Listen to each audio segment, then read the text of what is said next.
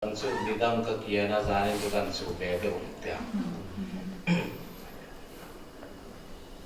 Voina khan COVID-19 chung chang vaccine chung chang kha ka ngai tha e po full dose la to kania e voina ka ngai thak po zo kan sa e upload kha pati obin ka khia ro pui ka ti khop mai kha thiam kha alo ngai tua ngai lo ba khovel in hermek zela ring tu te min lem zo na turin mel ma pa se da na thil ti ani in alang tlatin ga le ka re ruwa sulai te chu a vaccine kala kha kala sual ti na lam po ni chuang lovin amaro chu bumin kan ani in kariya sulai te chu midang tan po yan ing tinge uzo than sa yan zia toy fel de uzarina helai local te khiat tu le antenna have YouTube la ma po ni an lo ngai sa nei turin toy fel takin a technical term tam lutuk khazwanin khriat arani voina po khan ka boi pui fe ka ziak chuak do ne ka tia maro chu thil dang boi pui nen khan le Timothy thon ni bung thum chang khata chuanin hun khir takte alo la thlengang atini chu vain bible hian min shil log feka hun khir tak alo lain herdor ni ti min shil feka wangin chu hun khira chuan kan lut to ni ti hi hriang u hot mena ta chuanin thupon bung som pani kan chiar chuan hei hi thil lo la thleng tur ani ma selangin leya te chun chunga pike diabola chuan hun tlem te nei to ti hria ta wanga thin ur ema alo chukta ka vaina ti boka tuna hian mel ma pa se ta na hian in hun tlem te nei mission an ni chu a mission a thil tum chuenge mitam theyang per taksa ti hlum saka chatuan shem huna shwai hi ni chu zo hana bung som chang so ma chon la li suangin setana zia le thil tum an tho zong zong chu heng thumal pathum mang hianin aron khai khom fel ek maya chan chin cha zo hana zia bung som chang som kha lo ke ula ta chuanin ruk ru atini ruk ru nei anei lo setana hian chu vaina ta lo hi ru aru china ni vile ta ma bum po khanin le thu nei na dong tu te thu nei na khai ta ruk sakani chu chuanin thil pathuma ti china pakhatna chuanin ruk aru chin mi sel pa ngai te sel na ru chin mi hlim te hlim na ru chin lungai nai na athuam chin chung kwa aruk sak chin an member te ruk aru china tual athat chin pathum na chuan chatuan boral na mi ahnuk lu chin ru chu ru tu le ti hum tu le ti se tu lo chuan aron kal lo ti tau in bible khan chu kan an sei zau de ul kanga ruk aru chin ani mel ma setana hian nei lova chu vain eden huana po khanin enge ti kan ti chuanin atani lo khar boni lele chu thilum zong zong chungal pan thu nei na pek chu evil adam khani tro adam kha pe a chuanin lua khat ula chunga hian thu nei ula chung len sawa chunga te ram sa chunga te tuifin ria ta sangha chunga te thu nei ro ti tro authority exousia a pe ni thu nei na pe ni ti chuan eden huana khan set nei na dia thlem khan thil dang ani lova a thun hnuai da thei chuan an thu nei na kha chu sak the ni zia chu a thu in oi bo chuan ni tin shelo mi ti rombung ruk chang som paruk chuan chu wangin sual thu in bo oi ni chuan in sual bo in nia pathian thu in oi chuan in fel na bo ni ati chu wangin set na thu an oi chia khan vile adam kha thu nei na hnuai an lu ta ni chu chu wangin a thu nei na hnuai an lu ta chu aruk sak chu ni chu ta chang chon min la ruk sak char kan shisel na te kan hlim na te min ruk sak te ro rui lo ate a shwai lu ta enge ruk sak an shisel na ruk sak em ruk sak ni tro chung ko ti boye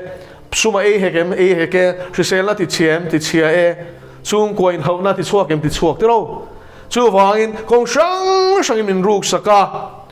anua chuan mo itaksa ka ti hlum tu mani rui lo hoya mi ti hlum chin tro a to pa chuan nge chatuan boral na chu kan shit thiam social evils mi zong zong kan pom conspiracy theory kan tiro drug addiction hi tu man conspiracy theory kan tiro alcoholism hi tu ma yan in zungol ve na hi conspiracy theory mi pho chapani do ta ni kan tingai lo ma se vaccine chung chang soi to vaccine lao ho an ti chan ngal rengo tanga mo eng ma sir pe uksi lo hian chula taka chuan kan soi le du chu pathian mi ten boral chan hi ka soi du ni hosea bungli chang rukin chia chuan hela hian mo chenom pa te lo kami te ati kami te chu emon tlak cham shiat nan tlak cham awangin an tlak cham awangin tlak cham shiat na tlak cham hi mo poilu tuk awangin kami te chu shiat nan tlak cham awangin ti boral in anom ti chatuan boral na ko kan he hian ama chela en kami te shiat nan tlak cham awangin ti hlumin anom bok kau na te ring tu tam ta khian mo shiat na kan nei lo awangin ti hlumin kan nom me kan tu na yan mo tu man covid vaccine chat lo zia kha min shil lo re ke mani chu ma selain mo he covid shi an len tir ma de le vaccine manga mi suat an tum na thu hi a ma de changin lalpan min lo bot sei dek to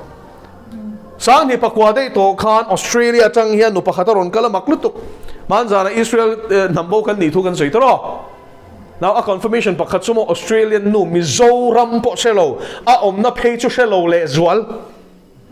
Australia chung ka ho sa pa ngai selian nuam sa taka om thei kha tharau thiang li Mizoram zong chuak turin thu pe ni chu ammalin ka koma ka shiani ta se ninga tinge kum min tira changa kum som na ka kal so ti eng ti kal khal me lo ka tia ka lu lu ti ka kal pe lo ti na se lal thu pek chu thu to pa ni anial thei lo ba chu fakenam ro se pathian thui chu mo anial tak tak thei lo amo sa pa na ti kha tunge shil lo theng ti pathian thu shilin mo chimlam atangin marlam kal kha pe lo re reng mar ho la chuanin chimlam a chuk chukra nang chimlam pa antia chimlam a chuk out che in khwa in rama an lo ti thu ma shilin lal pa na ti ra tunge soi lo theng ti tlat sakei bakne ha huma tunge lao lo ngati ka lao ma lo ka soi lo thei lo ti ni kha chu tian sia chon chu nu po chu mo to pa chon ron lu ta mingo ho tan phei chon not i chunga hian lu phalan ro India ram dan hian khap tlata engmo special pass te nei lo chuan in mo san thatak nei ron kal ni lo chuan ma sa chunga te po chon lal pa in a shwai lut zoram ron thleng ta chuan ke ni pokan in khom ta ni chu sang ni som ni toin ka sia yes pak ka chiang to lo kuang e som chu ti vel chu ni ta chuan thil sang ka zo ta Israel nambo te ne na ka ti don che ti photani chu zoram maron thleng voi nga mo za takal to nuwa chuan mo ma se voi khat kal na khani min share chu chuan lal pa thara hian a shoi to pa om na lai te intias kal tur nge ti zong khalal pan min shia tir min om pu ke mari ngotin ka kala ti tira chuan anuwa chuan chian te ron shoi ta i tam tak chuan in shia nga sali te sang khani ya ta chuan in margoi chuan in amaklu tu chu te kan in mu chuan a computer thil sang shia te United Nations WHO a te le official sang tak chian nei ni chu chung ho ina mo WHO soft copy document hi akola ni chu WHO chu nge World Health Organization UN noya body lian tak ni tro Mizoram apo hian an motor te mu turom mi so WHO chu UN funded and ita United Nations shang in some kompol in an din ani shisela chungchanga kan shisela en kultura ni ma selen chen khatchuan an ni na dik tak kan shiat nuwa chuan World Holocaust Organization an ti phani chu mi pui suat tu pol an ni na dik tak alom heng ho hian mo 4-part vaccine mishing immune system dia khan kalo boy ta kin nat na shido thei na ti chefek thei vaccine hi chong kha chong ni chong thum chong lie pe kan tum to na hen sang en pek to chu first dose second dose third dose ro fourth dose booster an ti le don mo I thi ma chon pam don che he thil hian chu wang 4-part vaccine mishing immune system ti chetu บวชใส่อันตุ่ม soft copy สมินเป็นอีจูแล็ปท็อปเพื่อขันก็ด่าแล็ปท็อปก็ทักเวนนั่นแหละมาขันฉันชุดเชียงควงตลกกับแล็ปท็อปก็แค่งอก็อู้ก็เป็ดตะเกตาขันนี้ soft copy ก็ด่านะเป็นไดรฟ์กันแล้วที่บูซี่บอกจู่ไว้ produce ตัวกันในตัวเรานี่จู่มาเสกกับหัวอามันมินเป็นเงี้ยกับแล็ปท็อปก็ด่าชีนั่นนี่จู่โดสขัดกันเป๊ะจนชุดยังจนตักซาขตังขอยังโดสนี้นะจนชุดยังจนขอยังโดสทุ่มนะจนชุดยังจนอันนัดจะสิโดเทน่าขอยังจนโม่วัคซีนว่างที่ทุ่มมันติดโดนโลวัคซีนขันอันนัดจะสิโดเทน่า HIV จังเจียขันติดเชื้อโดนนะเองเชื่อฟังพวกนั้นที่เทโดนตานี่จู่เองเชื่อที่อาแม่พักการีจู่โอ้จนตัวไหนยันโม่วัคซีนลายเฮียนี่มันนี่โลกอาโปขันนี่กับบ้านบุษเดียกรุ๊ปอมอัน identity เราก็ disclose เราว่าอันมันนี่เวนหิมนั่นจู่ๆเราหลุดส่วน immune system นัดน่ะสิโดเทน่าฮีปัทเทียนี่น่ะเป็นสิทธิเชียมโควิดที่โม่วัคซีนเตลมีอะไรวินอินนัดน่ะสิโดเทน่ะขาดมิชเซลป้างไงจนน่ะโดเทที่ปุ้ยพวกกันน้องเงี้ยกันป้อมเวกจู่ๆกันเมลเชียก็รอมปุ้ยตั้งเงี้ยปนทีนี่มาเสลังอินอาเฟยส่งจ่าปักขัดปากันที่เราอาวันด้วยปักขัดไอเตลนี่จนเล็ดทุดังจุดยังตะกันละอมันนี่เรามาเสลังอินโม่มิชิงควักริลสุกแค่ขี้แห้งโหเสร็จแล้วติดก็โหเทนันมันลุตุกะจู่วางอินรูกรูชวนตัวถาตุ้มชินมักติสุไบเบิลอิสอิรเจียนชวนมักติตูร์บักขัดน้องเรา WHO ทุนหัวอมเตมักติสุ UN ชิมมาโปยโมสกอลลุปสริติสิงห์ปักขัดนี่ตีโลเชรออารมดินตูรามพลักนานี่ก็พรูฟสังเซล UN อายันโมสาคนดังช่างที่จุดชินเชียนี่จมเวกาคริสเตียนชินเชียนะเจ้าเราจู่ไม่พอนี่เรา UN อายัน Bible กัน Bible Holy Bible ละ Israel History ตีเตรำเตียม Israel รำจันจินเตอาเซียจงขวอันผมเทโลวางิน Bible ที่ historical document นี่เราตีน UN ที่อัน official stance นี่ตีนเชียม Bible ที่ผมเรา Bible นั่นโน้ตโอ้สาขบวกันผมเรานี่ปน historical document นี่นะฮี a documentation Bible ตุกะ ancient document จีงายันเนชานมเราก็สวยงามเสียนมาเนี่ย Bible ที่หมดสาขนัดที่ละอีกง่ายรู้เราว่านี่ปนเฮ Bible ตุกะ ancient documents อาคุณลายเจียก copy และอมชาฮีเอาเราDead Sea Scrolls จังอิน BCE สวเปลี่ยนมากุมจันนี่เลยสมงาเจียกได้ตัวกุมรันเกฟจันเราด่าชัดเราลุตุกวางาเชเทลว่ากุมตั้มตะกุมาสังขจักกัวสมลีเลยปารุกันหูชัวเตขาจุ่มชวนกันไบเบิลที่อรินพลากเสียสวยนี่ซูมานี่เราก็ตัวมันถูทุตันเสียกันนี่เรากุมสังนี่ไออุปา ancient documents ที่อาลาทราฟิกทุตลุงทาร์ copy Greek copy ที่โม copy สังทุ่มชัวอมตีเตนเชียนจู่วางอินข้าพวกข้า UN ชวนอินฮิจู historical document เรากันผมเทโลอันผมเทโลนะฉันนั้นเห็นแล้วฉันสมอ Bible อันรินชวนปาเลสไตน์รำคุณไอ้กันนั่นรำคูอิสราเอลรำมันอีเทียนผมง่ายดอนปาเลสไตน์เขาฮิรัมเปกันทุ่มบกเชียโอ้จู่วางอิสราเอลฉันมุนันตีเชียดูวางอิน Bible เท่นั้นนอลเวกจู่ตะจังชวนอิน Antichrist บอดี้นี่เสียเชโรโอ้เฮตียงทิลอันไงตัวชัวคีมักติสูที่ชวนนั่นนี่เองที่เสร็จแล้วชวนโมมีถาดอนเร่งรวมมันน่าเสียมเฉยนะที่แกมอินโดปุยประคัดน่ามีสวดเจ้าเอ็มอินโดปุยปฏิน่าไอ้เงี้ยมีสวดเลยเจ้าเอ็มข้างส่งเขา population reduction มิชิงนุนนาตีลุ่มเปียละมาอาจารย์จะมิชิงอีปะเทียนั้นปุยเสียมกันเนี้ยฟังมินโฮลุตุกเสร็จแล้วเนี่ยอินท่าบ่อยตีกายน่าเลยอเบลปออันนี้ล้อมีตัวถั่วนักเคสเพราะสับเบอร์บ้านโบราณกันหูค่ะตุเงี้ยมาทกสวดจุกงก็บุลาบกเร่งตีข้าปะเทียนินกายน่านะอเบลถาชันสมอถินอุรทุตันนี่เราอามารำหวยลุดเชี่ยไงโมเอ็งวางอินเงี้ยสุดเอสเกโรแต่ขันละลีชัวกุมทุ่มอโลจุยตัวข้าตั้งกระสมทุ่มเล็กชัลดูกันตีส่วนนักช่วงเสตันลุดรำหวยพอติเราเสตันรำหวยตะลปาลุดจู่วันเสาร์นี่นะยันก็สวยดูจู่เฮตัวถานะฮีตัวถาตูอิรอมชัวกันนี่กันปะเทียนจุนุนนับไปตัวนี่แล้วพาสุฟักิลมรอเซนุนอินนี่นั่นตั้มตะกินนี่นั่นที่กันป้าจะฟังกันรู้เสียโอ้จู่วางอินเฮ้วัคซีนริงว่าตันนี่เราเสร็จแล้วเนี่ยโมอินโดปุยแห้งอินเชียตัวสมมอินโดปุยปกติอินโดปุยปฏินัติ orchestrated เวกอันนี้ตีพลารอนแข่งอันนี้เรามิชิงตั้มเทียงเบอร์สวดตัววางแข่งเราเที่เราตัวระแพลนสวอันนี้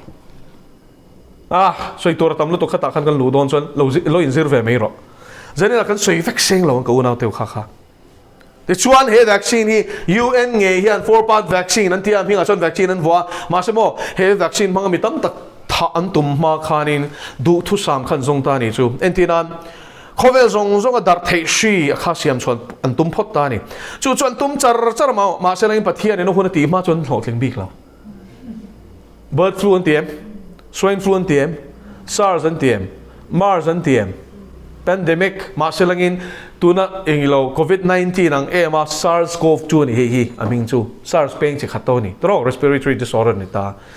chu lo ni ta chu an the dar mai adang kha chu du angina dar lo chu wangin an sakol ram en chin na China rama khan khata tang khan an the dar ta ni so achan chu China ram chuan in chanchin bumi a khap thei tro communist Romania thu na nom an thu na nom ti teng international pressure po khanin he ta i mithiam ti la chon en fiela an tia an phal lo ra tu thlin luan du lo hi to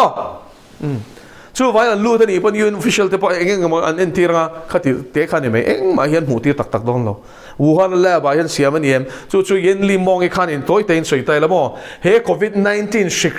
shim po hi lab manufactured bioweapon ani sắp trong cầm băng lô thấy chín lâu mà sẽ có suy phía việc đòn lab thì cho laboratory thì nó làm tối này á cho ta cho nên science thì lần thứ chín tối rồi suy mình thì tấm tất cả thì thấy tại hiện lab manufactured chút tiếng bioweapon thì liền suy phía việc đòn lâu lung ngay số laboratory cho mình thiam te scientist hậu te na experiment chân tí nó muốn này mo living tissue ten khoya machine taksa te thisen te sang shian zirna mun te nia manufacture tium zia chu thil an siam chuak laboratory chu muna chuan mi thiam te na thil an endik na chuan in an siam chua bio ti chu biological bio ti reng chu nun na nei ti na ni mo plant life ani theita a heta hianin mo chu sang kha kok thei chu nun na nei ni ta weapon ti chu ral thwa zia chu mo shikpa ngai shikha mai choi nom ta ni Dr. Judy Markowitz molecular biologist and biochemistry a PhD nei boka pahnia nei ni chu mo HIV virus adar tak ma isolate tu khani tu na Tony Fauci hin chetro Mr. Fauci hi America rama changa covid chungcha ga solfa vai to pa hi chu ti hu chu him him lowe ti to pa hi he pa hian HIV virus adar ma a Judy Markowitz na isolate virus isolate nuwa khan a research paper kha a chu sak lui ni chu kazin hlanin ka superior ne na changin a chu luya chuan chu a suppress ta tlata ti chumi awang chon HIV kha dar pha ati kha research kha ti chuani selang chuanin dar lovina kan chen man tur ati shithiam chu heng ho hian mo HIV virus te hi adar theina turin chak takin man lo la to ni chu Tony Fauci hi mo mirap thla ni hi chu share ngo tro tian covalent ring mai ti hian aveya mas wa tu ti chon wa le veka social distancing 6 feet di khachon 6 feet le maya khang zong a khanin kan social fabric mo kanin lei chin na te kanin pol na te mo khang zong a ti chiat veka rin hlel na pian ti ran tum ti te kan man lo re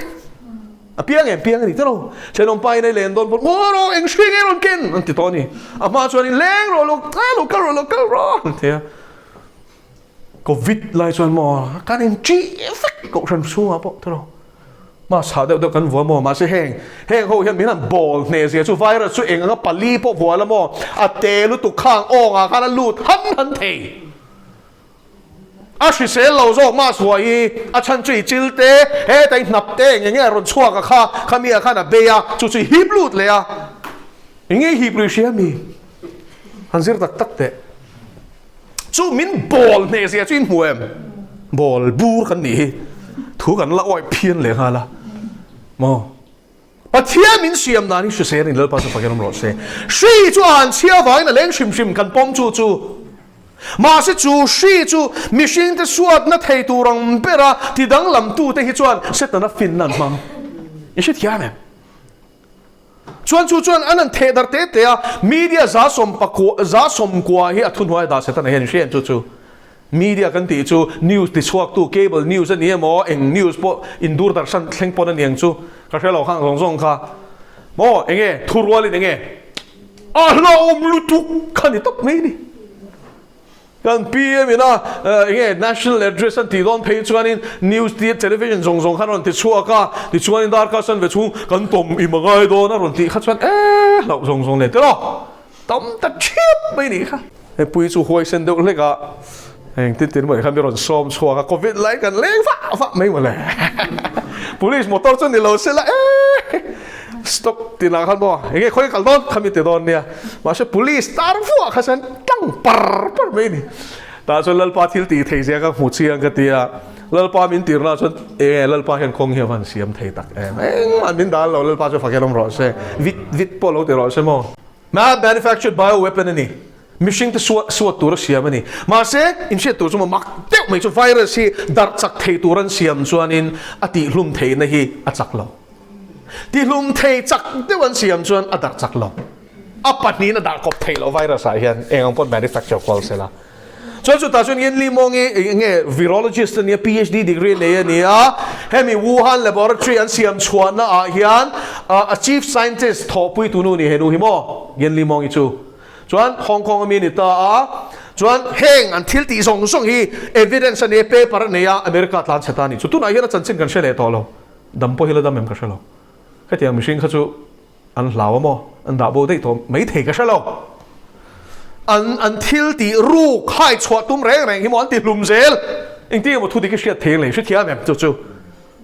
vaccine chatlo nei mo covid vaccine ma de tang to point Pfizer vaccine shim te AstraZeneca vaccine chatlo te khang kha a thok tu nge te hianin an lung ni lo an suwa ka mi pui te suat na nian tia an lo aw ma seleng mo professional an hire an ti hlum dei doctor in rain ti hlum to shemi chuan an chong chua mai an ti hlum zela lo chu sia thelon san pakhat ani adang le chu soi chuak po ni sela scientific evidence le paper te ne ron chuak po ni sela until mu le sia chen te ron soi po ni sela media hian a khap dai tek pon zar phallo CNN Cartoon Network hian mo dot bak ati chuak don lo chuan khang ho khai ring ani chuan eng tika ma hian thu dikhi she don lowa chuan I thuak khan suk sak chea dot an fa chea sarkar rin tur ala om lutuk chu wangin vaccine hi lange nge yang che chenom pa po lak tirla I fa te po lak tirla inupui rai puar po lak tirla ma semon shildu mi alo chu Pfizer hoena an vaccine an siam laya nu rai puar an en chin khan rai puar za asomli panga chuan nawan chiat ngal chu tu na yan an paper ho hi lo thei lo in sarkar thu pekin redact ngaya ti chwa nge ngai chu ta chuan lang chan to ni chu ma se chu ti chung po chuan mo au ka ti thau ti pol hian om thau mi zora ma po hian an in ti fing phian le nga la mo nial an shat bok mi mu si tan sing bok ma se lang chung ho chuan in zirpe ik se lang chuan death rate zirpe Dr. John Campbell ate thu sei hingai thape se lang chuan conspiracy theorist ne lo doctor ani ma se lang mishing thi dan rate pa ngai om mo covid ma jar pa ngai reng vaccine an ti chwa sang ni som ni pakhat tang khan chu rate chu ale som thum ten apung chawani chu athlete fit lutuk football player fit lutuk wang lai mang mo taksa thau chiam long ti tur khopa fit let top many football field an khur chor an thingal sportsmen in fear mi zali chuang an thito in shem heart attack le stroke wangin Mizoram a hian eng zange thito chu tiang chuan ma se thudik min shil ngam chuang lo veina ka soi don chu in specialist ho hian mo Mizoram a nge po hianin an na tho hian shevek an soi ngam lo ni an soi ngam non lo chung lama tangin khap na thu ron chuak in soi vek an thi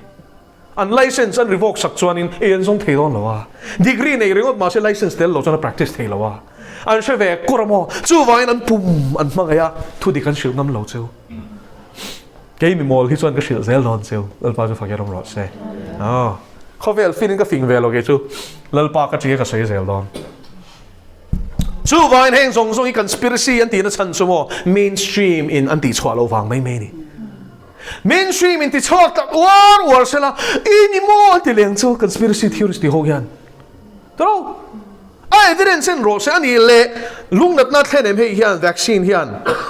chu scientifically proved ani peer reviewed research paper an ti chuaka chu po chon zir pe lo Israel le Canada scientists ho in chu chon zira COVID vaccine hian lung natna myocarditis le pericarditis lung tivung natna athen unproved to chu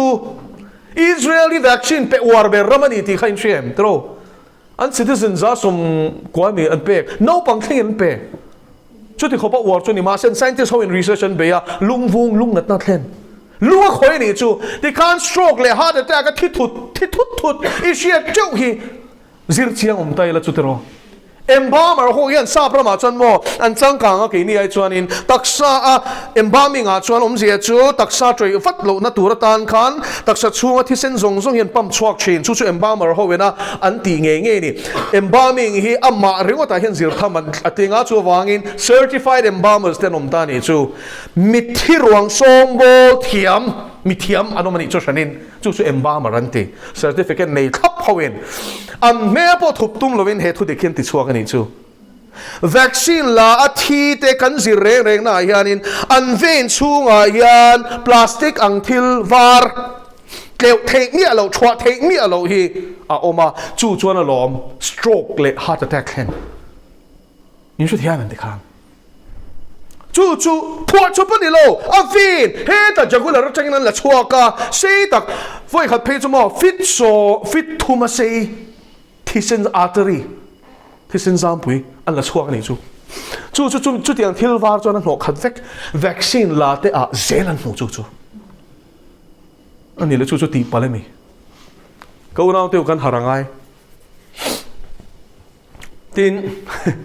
ka thu soya hel lo em vaccine la thia tho le a thil danga chang tur ka soi te phe kha chu tiang oi su ju tin na tik lo ten ron ti kha aru ka experiment an ti na ram te in shiami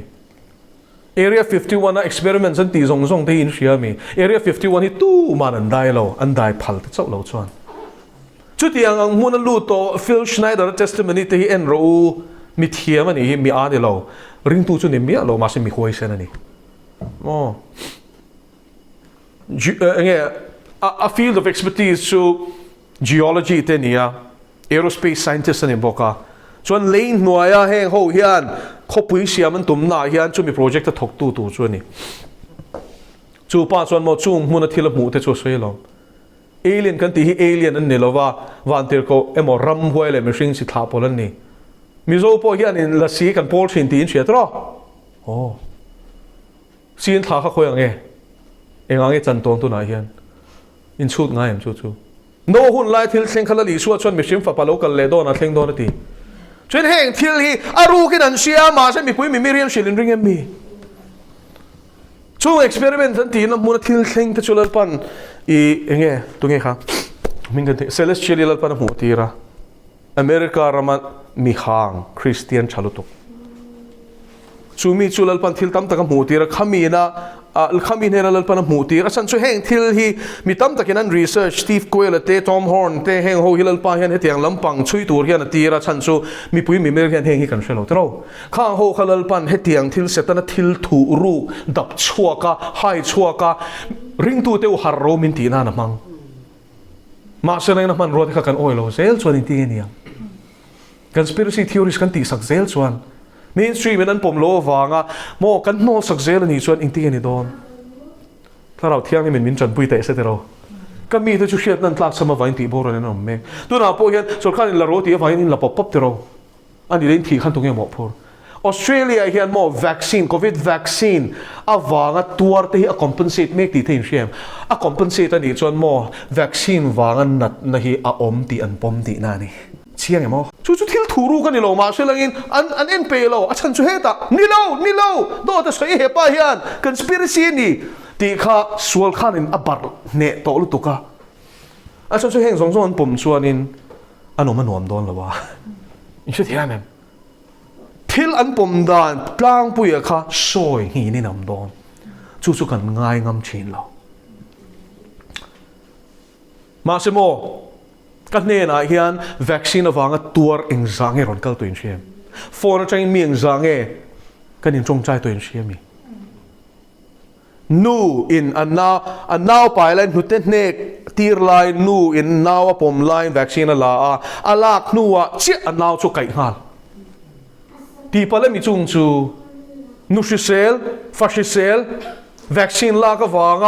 ไก่ตะจอร์สแกนซงอัดขวางเองเก็มมันเองมันมูโลเร่งจูนแนโนพาร์ติเคิลส์เนี่ยสแกนไม่หลังโน่นเองข้างข้าที่เส้นสูงสร้างลูตาจู่จวนอินอีดีในสตรัคเจอร์คลิ้งและทักดองลำเทสินเรานั่นก็สวยเราจู่ให้เขาสวลเสียที่เชื่อเราอ่ะ solution อมละลีสว่าที่เส้นนี้เราไปจะฟังกันมันว่าเสียจู่ที่เส้นจวนอีสวลสิลไฟเทนี่จวนเฮชิกบอลหล่อเฮอีตักซาจะให้เพลงไฟเทจียงลุตุกอ่ะทาร์ลามเดอร์กันสวยยังไงอ๋อไม่นะสวยตัวตั้มตะก็ออกมากุดนัทอกมีนไว้ขัดจุมีรอนปะนะคว้าปกสวยเราก็ข้องไอ้ลุตุกันนี่วัคซีนกี่จู่จงตัวจนมุตัวจนหนักก็ถ่วงง่ายดีเลยขัดเทียมกันนี่เรามาเสียโถเทนะอัตักซาชิเซลนั่นแหละทางเองค่ะวัคซีนนั่นละก็จะงั้นชุ่มเวกก็ถกเทตัวเราทีจิงดารุก็ทาวจัดชิงขดาริยาตาเฮียนินเองก็มาตีเฮียนกัดตุ้มลุยเวชิมใช่ไหมกัดทาวช้ามาทีน่าทงไงนะกัดตาหนมตัวเราที